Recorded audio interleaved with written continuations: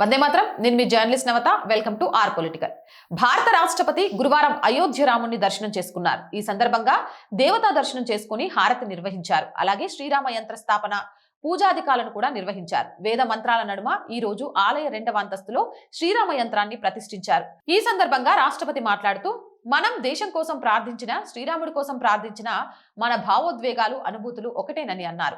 శ్రీరాముడు జన్మించిన పవిత్ర నగరం అయోధ్యను దర్శించుకోవడం అదృష్టంగా భావిస్తున్నానని తెలిపారు. అలాగే చైత్ర శుక్ల ప్రతిపాద నాడు ఇక్కడ ఉండడం తన అదృష్టమని భావించారు.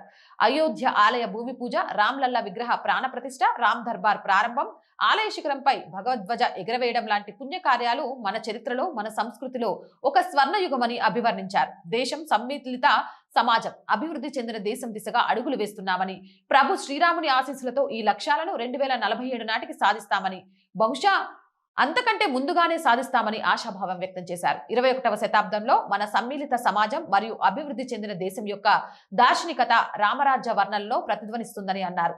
రామరాజ్యంలో ఎవరు దుఃఖితులుగా, నిరుపేదలుగా, నైతిక విలువలు లేని వారుగా ఉండేవారు కాదని గోస్వామి తులసిదాస్ పేర్కొన్నారని రాష్ట్రపతి గుర్తు చేశారు. ఈ సందర్భంగా శ్రీరాముని నగరమైన అయోధ్యలో మన దేశాన్ని ఈ విశ్వపు శిఖరాలకు తీసుకువెళ్తామని మనందరం ప్రతిజ్ఞ చేయాలని అన్నారు. ఈ సందర్భంగా రాష్ట్ర ముఖ్యమంత్రి యోగి ఆదిత్యనాథ్ మాట్లాడుతూ, నేడు భారతదేశం కేవలం నూతన భారతదేశం మాత్రమే కాదని మారుతున్న భారతదేశం కూడా అన్నారు. గత ఏడాది కాలంలో రాష్ట్రంలోని వివిధ దేవాలయాలను సుమారు 158 కోట్ల మంది భక్తులు సందర్శించారని ఆయన తెలిపారు.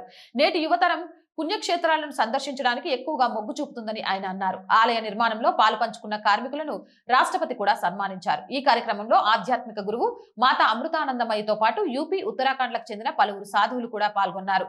ఇక శ్రీరామ యంత్రాన్ని 2 సంవత్సరాల క్రితం అయోధ్యకు తీసుకువచ్చారు. దీనిని కంచి కామకోట పీఠం వారు బహుకరించారు. దాన్ని కూడా ప్రతిష్ఠించారు. ఏదేమైనా ఒక గిరిజన బిడ్డ కాబట్టి ద్రౌపది ముర్ము గారిని ఆలయంలోకి రానివ్వలేదు. ఇలాంటి పిచ్చి పిచ్చి కూతలు కూస్తున్న వాళ్ళందరికీ కూడా ఈ వీడియో చూసిన తర్వాత నోటికి ప్లాస్టర్ అంటేసుకుని చెక్ పెట్టినట్టు అవుతుందని నేను అనుకుంటున్నా. మరి మీరేమంటారు? మీ అభిప్రాయం ఏంటి? కామెంట్ సెక్షన్ లో పెట్టండి. మోర్ వీడియోస్ కోసం ఛానల్ వెంటనే సబ్స్క్రైబ్ చేయండి. రోజు చెప్పేదండి, R group of channels, R voice, R political, R Samskruthi, 3 మన ఛానల్సే. So please subscribe our channels. Content బాగుంది అనిపిస్తే లైక్ చేయండి, షేర్ చేయండి, మీ అభిప్రాయాన్ని కామెంట్ చేయండి. అలాగే ఆర్థికంగా ఆర్ వాయిస్ కి చేతగా నిలవండి. ఆర్థికంగా సపోర్ట్ చేయాలి అంటే సబ్స్క్రిప్షన్ పక్కనే జాయిన్ అనే బటన్ ఉంది. 1 to 5 లెవెల్స్ ఉన్నాయి. ఏదో ఒక లెవెల్లో సపోర్ట్ చేయండి. లేదా స్క్రీన్ మీద గూగుల్ పే, ఫోన్ పేతో పాటు అకౌంట్ డీటెయిల్స్ ఉన్నాయి. మీకు తోచిన సహాయాన్ని అందించవచ్చు. వ్యాపార ప్రకటనల కోసం 8328500576 నెంబర్ని సంప్రదించండి. జై హింద్, జై భారత్.